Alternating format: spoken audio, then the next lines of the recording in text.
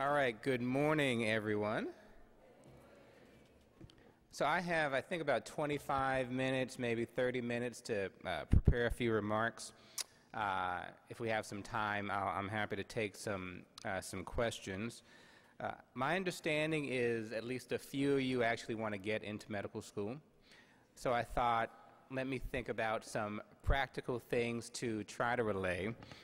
And I didn't want to repeat a lot of the good topics that were in the agenda, in the program. And also, I knew that a few of the keynotes were going to be a lot more motivational than I could ever be. I'm more of a kind of tough love kind of guy. I mean, I'll help you dust off if you fall down, but sort of the patting on your back and holding you closely is not really my thing.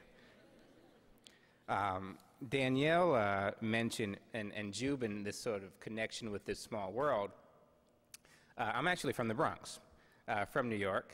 My brother is a professor at University of Minnesota, in fact, so I know firsthand this nature of cold in Minnesota. We went a few years ago. He hosted his first ever Thanksgiving for the family. So we all flew there, and we stayed at a hotel that was about a block away from his house. And it was so cold, we would drive from the hotel parking lot to his house. Now, it would take us longer to walk to the parking lot, find parking, and get to his house, but it was truly that cold. So I understand cold. And Jubin mentioned that AMSA presidents go very far. So the AMSA president, or one of them during my time in med school, is a guy named Eric Whitaker. And Eric did a few things. One, he became Commissioner of Health for the state of Illinois. He's now a venture capitalist and also on faculty at University of Chicago. And he did a master's in policy at Harvard's Kennedy School. And during that time at Harvard, he happened to meet someone who had become senator, who is now President Obama, and they're actually best friends. So AMSA will do good things for you over time. All right, so let me get into what I'll cover today. I'll talk a little bit about my story. I'll give you the abbreviated version because I'm not terribly sure how exciting it is. I'll focus on this issue of being a competitive applicant, and Danielle talked a little bit about that. And then, you know, what I think, one topic that was not covered, and I think it's often unappreciated, is this idea of getting the right and the appropriate letters of reference. All right, so let's get into me. I mentioned I'm from New York, always wanted to be a doctor. No real reason. I remember as a kid, 3 or 4, one of my relatives asking me what I wanted to do, because I wanted to be a doctor. At the time, there weren't any doctors in my family. I have a brother-in-law who's a hand surgeon now, but my parents were more in bookkeeping, accounting. My mom worked for an insurance company. But it was just this innate passion of wanting to help people. No big experience in the emergency room or anything like that. Now, obviously, when I went to my medical school interviews, I had to say a little bit more than that.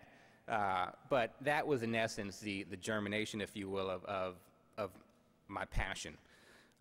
And over time, I've really benefited from good and sometimes really great advice. And I'll give you an example later on of one of those really seminal moments in my life where there's sort of a bifurcation, and I was fortunate to make the right choice. Thirdly, I'm fundamentally comfortable asking for help. And I meet a lot of folks that want to sort of do this thing on their own, not get any help. Not only am I comfortable asking for help, I'm fundamentally comfortable allowing you to do a lot of good work and even get credit for it, and then we all sort of look good together.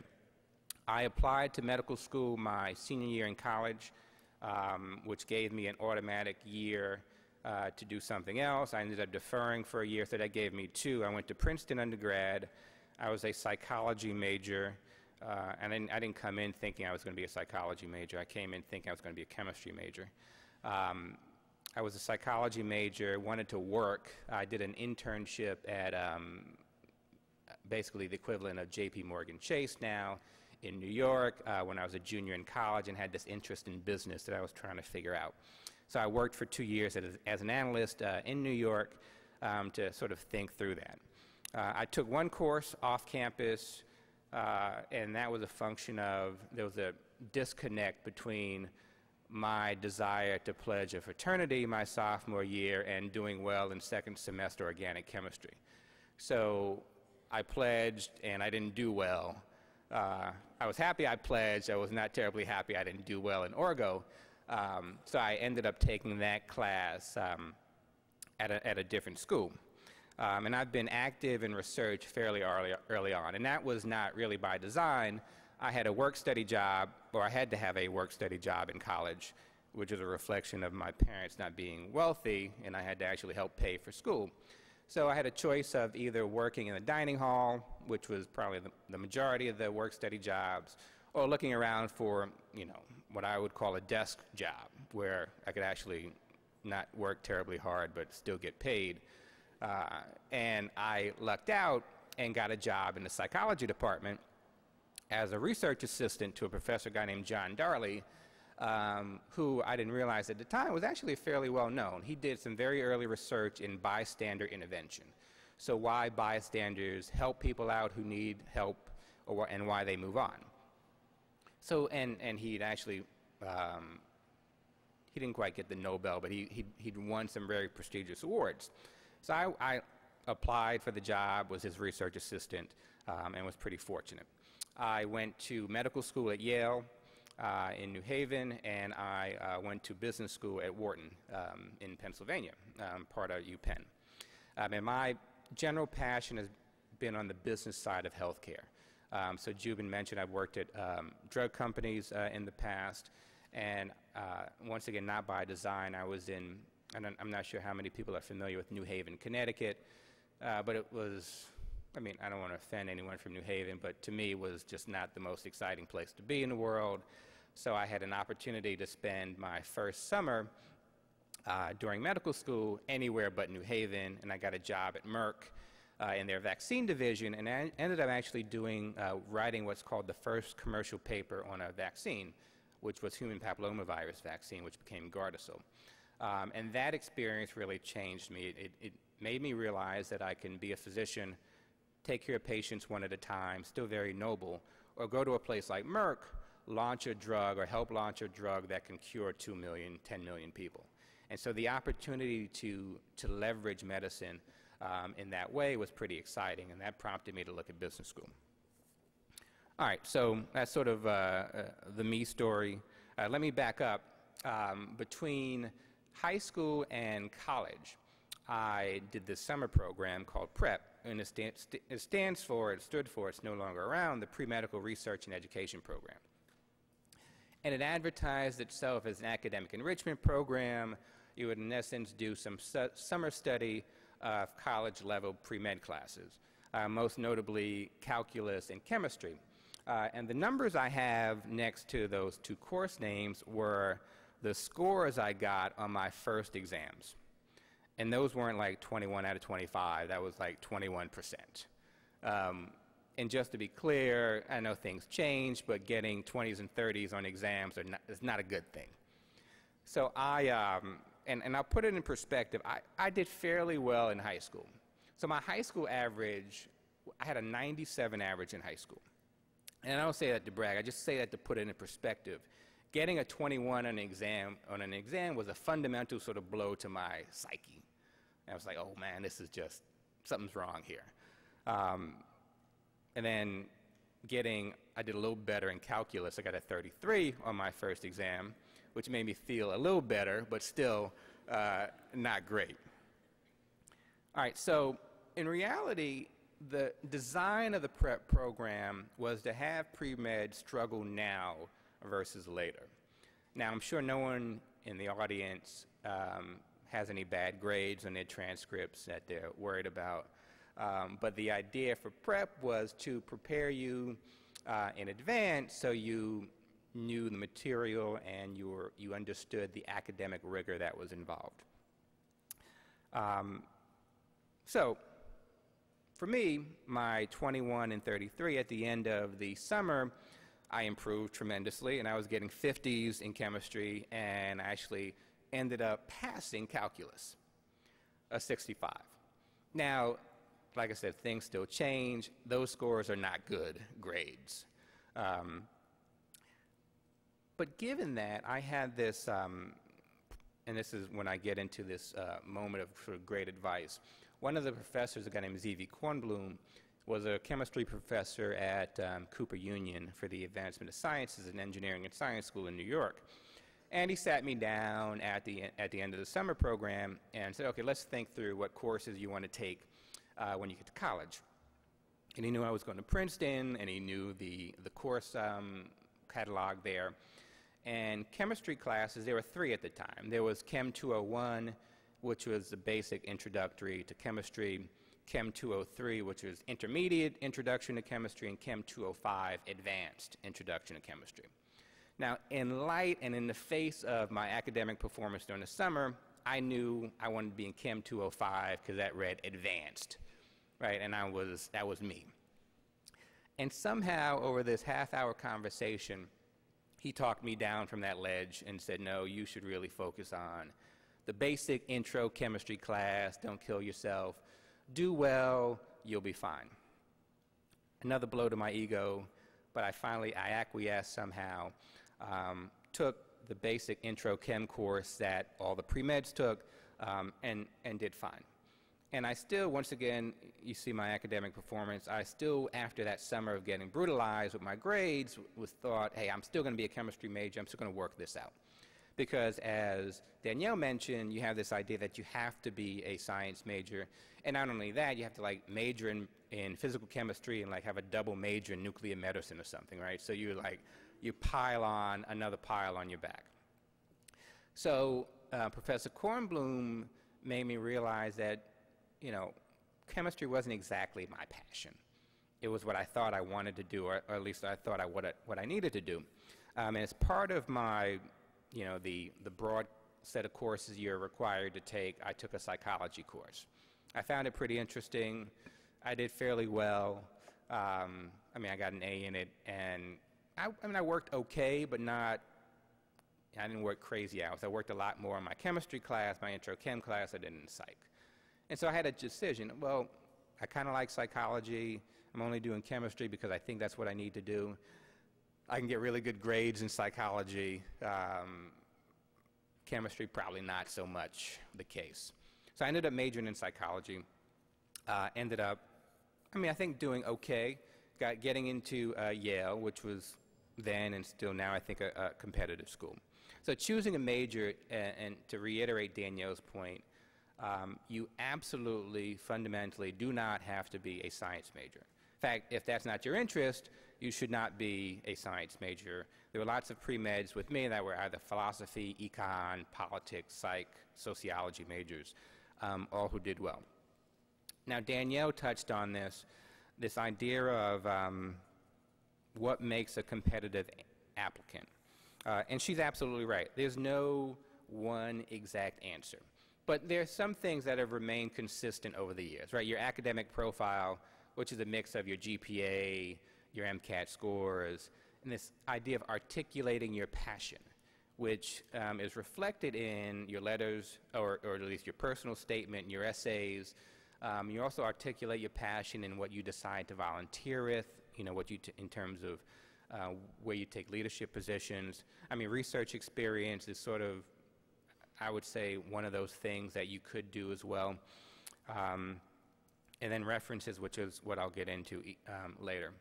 And I want to talk about, you know, I spend a fair amount of time advising students when they ask, you know, how do I get in and what do I need to do? And invariably they have this sort of, you know, 9-year, 9-step process of the 15 things they want to accomplish, and they'll finally submit their med school applications. Right, and those things are like, yeah, I'm going to work in a Peace Corps, I'm going to invent a cure for Alzheimer's, you know, I'm going to help out with the economy, and then after, like, you know, 19 years of research, I'm going to finally apply. And I just sort of sit back and listen, and they go further into that.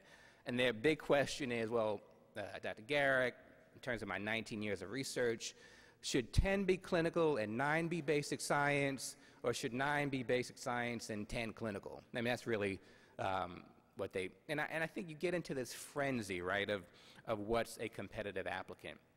And I don't want to say that you shouldn't do all those things if you can. I mean, having 19 years of research experience is great, but you don't have to wait for 19 years to apply to medical school. I think there are these things that are sort of on the margin, right? 90+% of getting into medical school, these 5, 6 things that you can do. And then there's these things that people spend a lot of time thinking through that, in my humble opinion, don't matter. So one big thing is when to apply. Right, should I apply in June? Should I apply in July?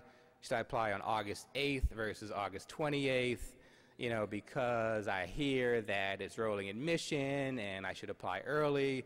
But if I apply early, the best students apply early, and they'll see my application with the best students, and I won't get in, so maybe I should apply a little later. But if I apply too late, I won't get in because all the slots are gone. Now, I know none of you have had that conversation, but I literally get that from every single student I talk to. And at the end of the day, yeah, there's rolling admission. So generally, you know, applying at some reasonable time is probably a good thing, but no one has come up with some algorithm to identify over the last 10 years that if you apply actually on August 10th, if you hit the send button on your application on August 10th versus August 9th, that increases your percentage or your likelihood of getting into school from, I don't know what it is, 50 to 55%. So that stuff is on the margin.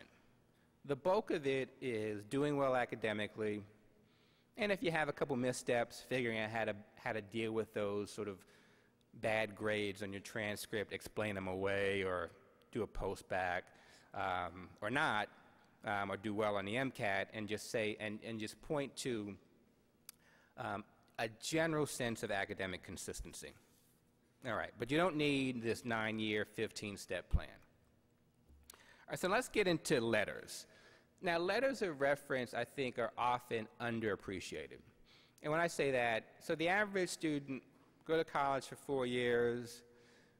Some people like to go to college for 5 or 6, which is fine, but let's say 4 years. You take 4 classes a semester, you know, simple math, 8 classes a year.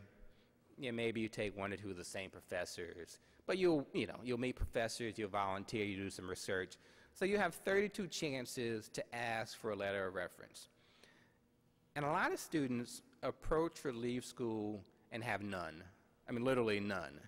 And part of the reason is that they didn't ask. And they didn't ask in essence, the big reason they didn't ask, they just weren't comfortable asking. So I'll help think through how do you get comfortable asking. But the real issue is you need several. And you need several for a few reasons. One, the application process requires some number of references, right? Some from science, some that know you personally. But the other real reason is you don't know who's going to write you a good letter or not. And so you want to be able to choose between 5 or 6 if you need 3, because some are going to write better letters of reference. Now, what's a good letter of reference? When I see lots of letters all the time. And the ones that spend half the page talking about your various activities and sort of the fact that you're in school and you're doing well, in my opinion, aren't always the most useful, because I see that already in your application package, in your resume, or at least in what you filled out. The things that are more helpful are the professors and references that really know you and can speak about your passion, that can identify or highlight things that aren't necessarily big and bold in your application package.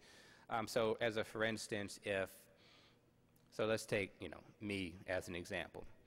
Kid from the Bronx, I asked my physics professor for a letter. I asked John Darley, my psych department professor, my thesis advisor at Princeton. You're required to do a thesis, so you have to do research. And also I had a letter of reference from our pre-med coordinator. And a couple things. One, I saw the letters before they sent them, so the one thing I sort of pound the table on is always know what's in your letter. Now, there are ways around that, right? because you have to check a box and sign stuff that, you pledged your firstborn, that you didn't look at this letter of reference, et cetera. But my opinion, and I'm not telling you to lie or anything like that, but my opinion is always know what's in a letter. And you can simply do that by asking the professor or your advisor for a copy. And I always say just a simple thing is, can I have a copy for my records? Pretty simple, pretty straightforward, pretty reasonable. And someone who's not going to give you a copy of letter of reference for your records or for your files, you may not want to ask them for a letter. So what are the components of a good letter? Someone who can talk about, in my case, I had this interest in research and I had an interest in applying research to underserved communities. And John Darley can talk about that in the work we did together on his projects. My thesis advisor can talk about that in the work, the thesis research I did with inner city kids in Newark, New Jersey. And my physics professor could talk about the fact that I did well in physics. I was a really engaging student. I did well in lab. I was pretty creative. Times when I struggled through, he saw me struggling effectively through coursework and through a course load. So those are things that are good letters of reference or components of it. And you can also help your letter writer, right? Because the best references that have ever been written for me, I've written, right? And the professor said, hey, you just write it, you do a draft and you send it to me. Those are perfect, right? Because I'm like writing, Owen's great, he's fantastic, he's going to cure cancer.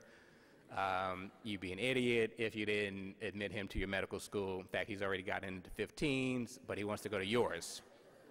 So you have to admit him, and you have to give him a full scholarship, or he's going to go somewhere else. So those are like, you write it, you draft it, and if you have to have that sort of relationship, right, with the writer. And if you don't, you can also highlight what you'd like to cover. So people ask me for letters of reference, and it's not like my full-time job is writing letters of reference, right? So I always ask, well, what should I write? Give me an idea of what you want me to focus on, because in your 3 or 4 you may need for medical school, ideally you want people to comment on different components of you, different aspects of your life. And it all starts by asking, first and foremost. All right, I think that's it for my prepared remarks. Hopefully we have some time. I am very, very happy to take questions. And do we have the Vanna White impersonators that they came with Danielle?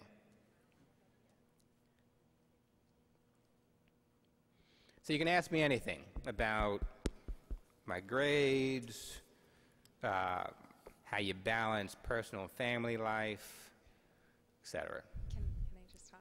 Hi. Hi, my name's Jacqueline. I have a question as far as what should be put in the letter of recommendation. Right. What would you recommend that are ideal things that they should highlight when commenting about us? So, and this is applying for medical school. Yes. So you'll have several, right? So overall, there are a few things that you want to get across. One, that you're academically sound, right? So you work hard.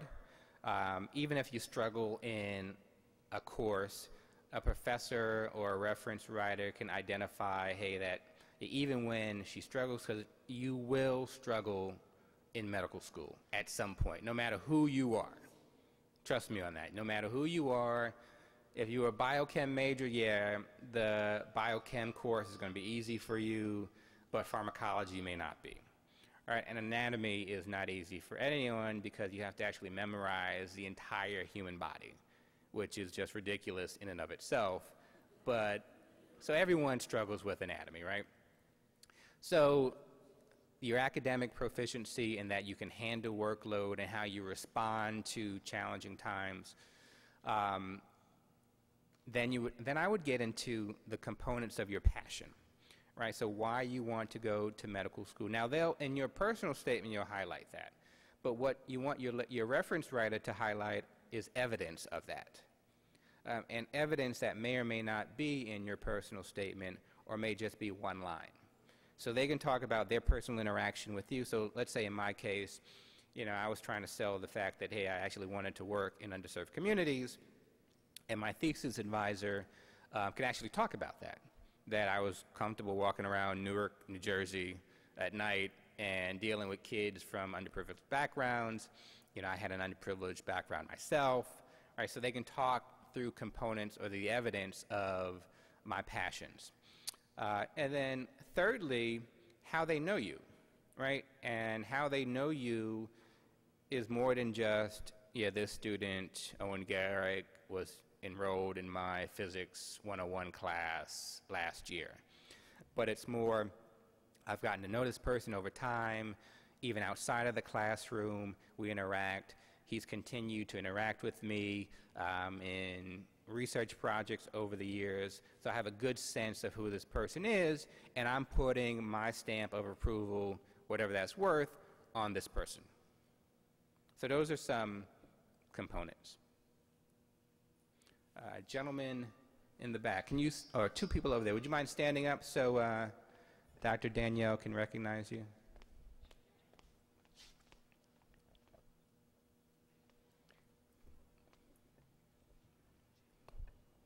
How many letters of recommendation is like too much, or is there too much?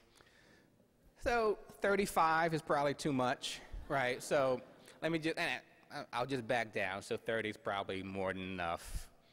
20 is probably more than enough. 10, you're probably getting on that cusp of too much. So something in for me, I try to have 5 or 6 go-to people, right? Because you'll always need them. And you may need them for different reasons, right? If you're applying for a research position at UC Davis or UCSF, then someone you've done research with is very helpful. If you're applying for clinical rotations, someone that understands you clinically or seeing you in the community interacting with patients may be helpful. So I would shoot for, or I do shoot for a sort of 5 or 6, and I pull from those as I need them. The application process will ask you for 3 or 4, so you have 1 or 2 extra. And then depending on, how robust the writing is, you would include, the best 3 or 4. We're going to take one more, and then I think we have to wrap up. Okay. So this has to be a great question. No pressure, though. Hi, I'm Chris. Chris. So I've gotten to know a lot of my professors, went to the office hours, formed great relationships. And up until this point, I've kind of felt, I'll wait until I'm applying to ask for the letter. And I'm sort of getting the sense that maybe that's not the best thing. Like, maybe should I ask right after I'm done with the course, even though I'm not applying for because I don't want to, appear a year later, hey, remember me? Right. Or should I be keeping in contact for that year? When's the best time to ask for it? So that's a great question. I would ask immediately after, let's say it's a professor that you're going to do coursework with. I would do it right afterwards. And then you have it on file, and then when you're ready to apply, and hopefully it's not 3 years later and you're calling them out of the blue, say, remember me, I'm Chris, and they actually don't remember you because they haven't spoken to you in 3 years. But you have it on file, and you can send them a copy of it. Say, hey, here are the things you highlighted, here's the letter you wrote for me before, and that's where having the copy for your file is important. The other reason, not just to know the content, but to be able to go back to someone and say, hey, here's what you wrote for me before, here are the things that have changed with me. I actually don't want to be a neurosurgeon now, I want to be a family physician, and here are the reasons why. Do you still feel comfortable writing a letter for me? So I think having, especially professors, and that's what I did with my physics professor, I asked for a copy of the letter after I did well in the final, and also I made it clear to him that I was pre-med. I mean, everyone in the physics class was pre-med, so that was not a big aha, but I made it clear to him that, hey, I was pre-med because as you mentioned, you went to office hours, you got to know your professors. All right, I think that's it for my time. Thank you so much.